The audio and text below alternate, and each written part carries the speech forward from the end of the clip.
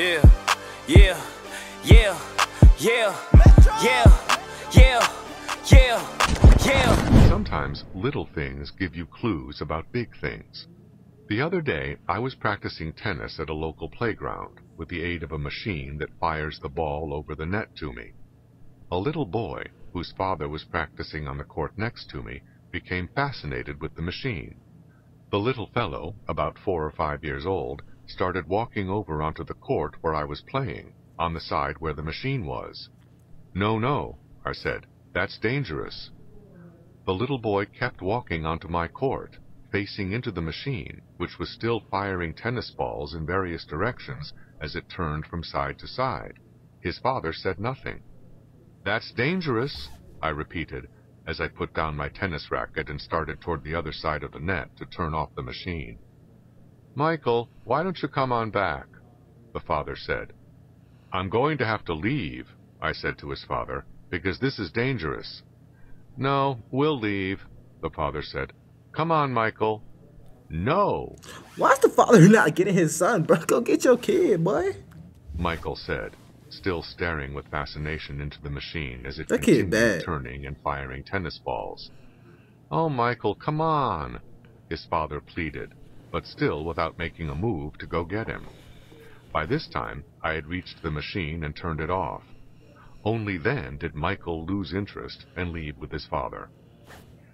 Michael about to get freaking his arm torn off by a freaking tennis ball machine shooting balls at 100 miles an hour or something, and the dad just watching.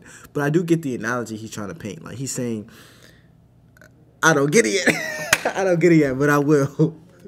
After this little experience with the modern middle-class parent in action, or inaction, I went home and read in the paper about a local teacher who had won a teaching award. Was this because her students had learned more than other students? Not at all. Her greatest claim to fame was that she concentrated on giving her students self-esteem.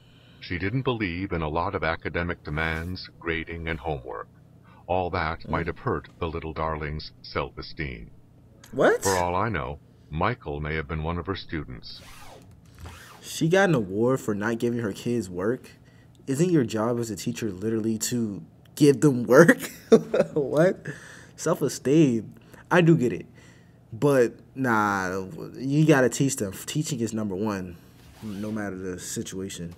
Certainly he was far less likely to have his self-esteem hurt by his father than to have a couple of teeth knocked out by a tennis ball shot out of a machine. If he got closer and was hit in the eye, he could have lost his sight in that eye. On that evening's television news, one of the lead stories was about students at the University of Wisconsin rushing onto a football field, breaking down the barriers and injuring several of their fellow students in the crush. A policewoman on the scene said that it was impossible to physically restrain a mob of that size when they get carried away. Of course it is impossible to control everybody. That is why people used to teach their children self-control and obedience to rules and authorities. Today, that kind of talk only gets you a condescending smile at best. Our award-winning teacher had a sign on her classroom wall saying, "Question authority." Today, there is barely enough authority around to question. What? This mushy abdication of responsibility to instill discipline is not peculiar to the United States. Young British soccer fans have become notorious for crossing the channel and creating... I'm not gonna lie, bro. When it comes to the way children are raised nowadays, I think every generation has less discipline than the next. So I do get why he's saying all this, man. Like, the children nowadays, they're unhinged. They're unhinged, bro. They just do more. And the reason that this is a problem is because the less discipline you have, the less susceptible you are to improving the country, because you won't care enough to do so. You'll just be caught up in what you want to do, what you feel like doing. You won't take the time to learn what the teacher is teaching. You won't take the time to sit down and do your homework.